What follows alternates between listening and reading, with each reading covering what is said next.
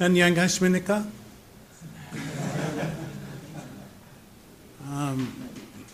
My name is Peter RIMMER. I'm from Hoju. I'm very old, so I've been around a long, long time. I don't run a logistics course in Australia anymore, but 5 years ago I set up the helped set up the logistics course in Inha University, Inha Dehakyo. So what I'm going to talk about today is about establishing the course at Inha University so you can make a comparison. Now, I know some of you will find my speaking too fast, so the main thing to get out of my slides is I've shaded in red. So the words you must get hold of are the red words, all right? Once you understand that, it becomes easy for you. So what I want to go through is the roadmap we established at Inha University.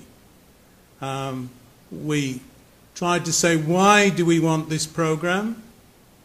What were the goals and the objectives of the program? What are the foundations of this master's course? What's the structure of the course? And what's the mode of delivery?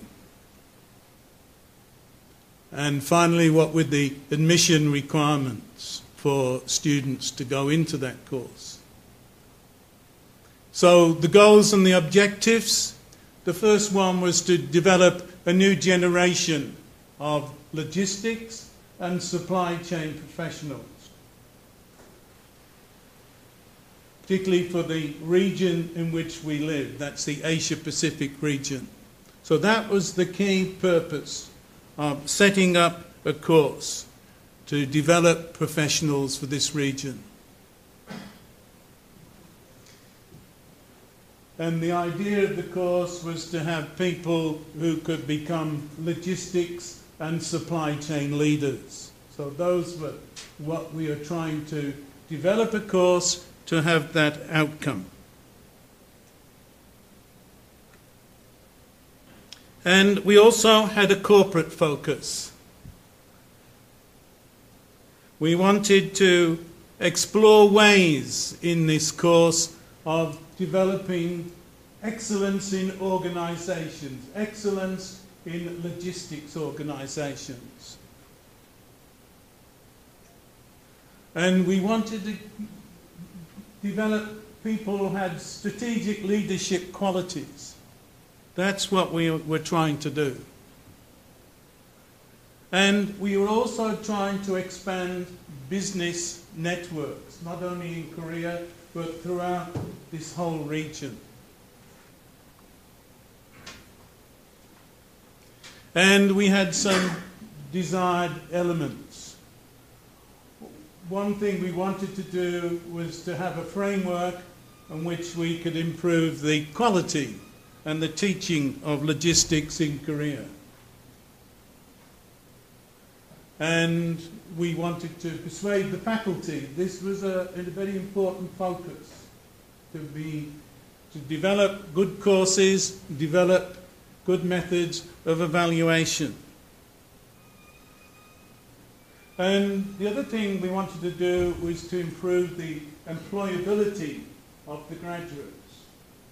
So what's pleasing to me now is to come back to Korea and see many of my graduates in positions in Samsung, in LG, and the person in charge of security at the airport, Incheon Airport, is one of my students. Every time I come in, he meets me off the plane. So I feel maybe I've achieved something, small bit, in helping the employability of students. And the other thing is you need to support students, especially if you can find some money. Now you're having more money. Hopefully some of that money will go towards students, supporting students. It's very hard being a student. When I was a student, everything was free. I know it's difficult for students now.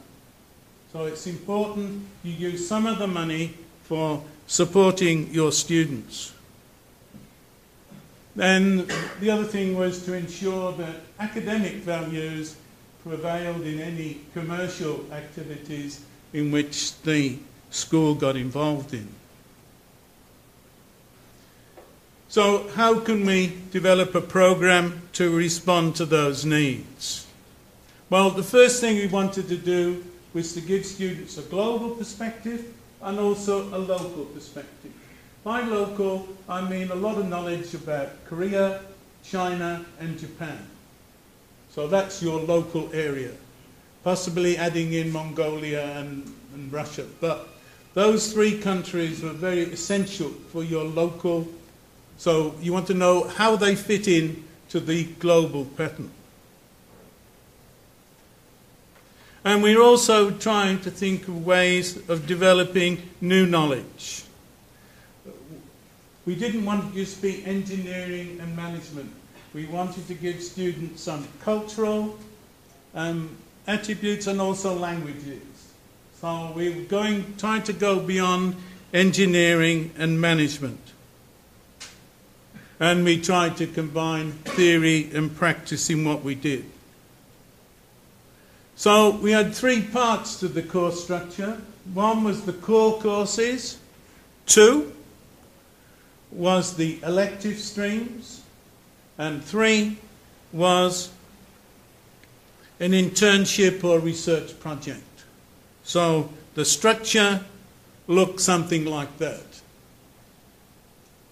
And we added in some foundation courses, but the core courses, two streams. One was supply chain management and business logistics, which I think is the same as what you do here. And the other one is global logistics. That was to cater to people who are really coming out of shipping and out of air transport. So we're trying to cover both those bases. The program duration was just 4 courses per semester and a summer school. So you could graduate within 3 semesters. And you admitted people each September. The core courses, when we started, there were 5 of them. One was global logistics, which I teach, to try and give a nation-Pacific perspective.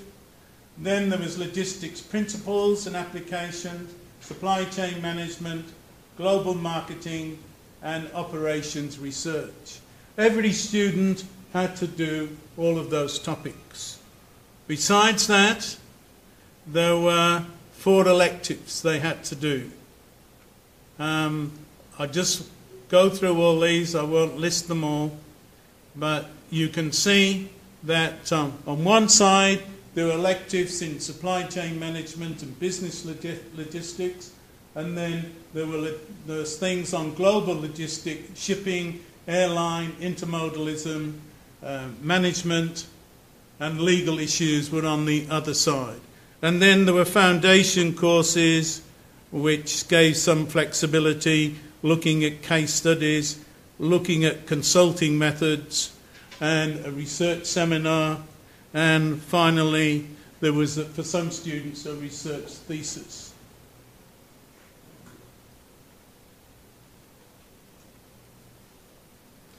The course delivery was to try and give a mixture of lectures, simulation games, videos, and each course consisted of 10 topics of 3 hours duration. So each course lasted 30 hours.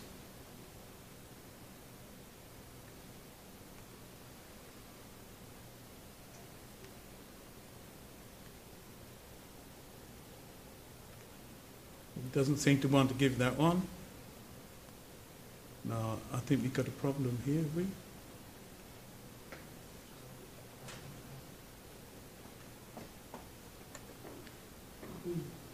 No, go to that. There's one on the side.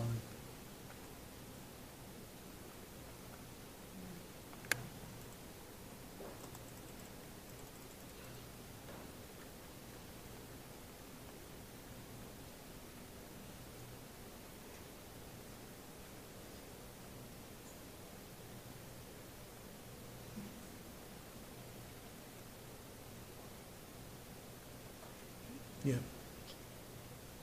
Okay. The other aspect of it, each course was in a module of 4 weeks.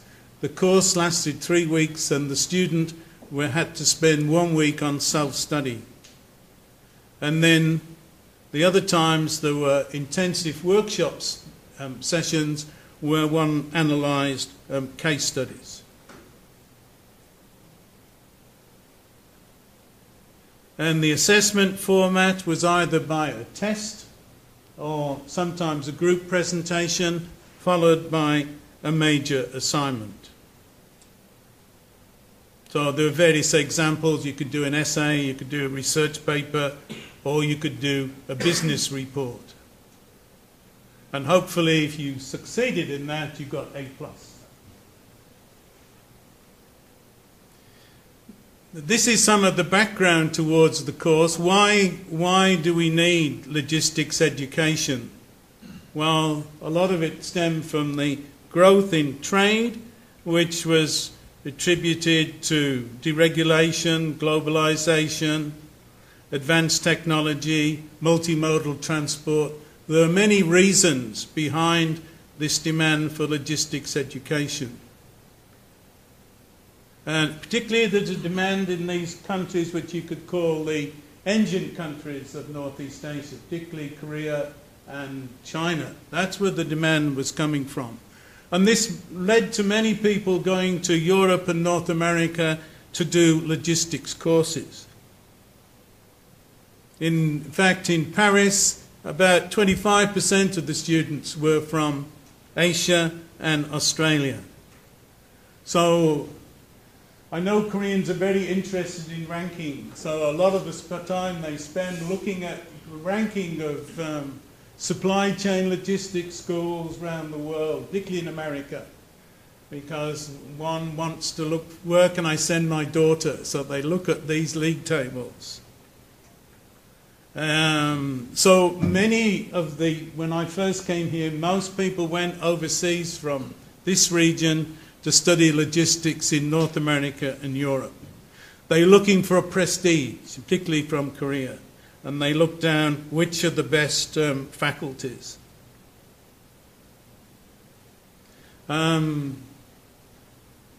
So when we set up the course, we decided that the mode of delivery was to be semi-online. So you could look up all the presentations on the internet. You still have those, and you can do studies, and the staff would be available to help you at other times. We did quite a lot of research looking at where logistics colleges and universities were. In 1997, you can see there was a big concentration in North America, and that's why there didn't seem to be many at that time in Asia or Australia. But that may be due to the sources of information one uses to correct that. And in 2007, you can still see that North America was still very dominant. I've been looking at the same sort of information for 2010, and it still shows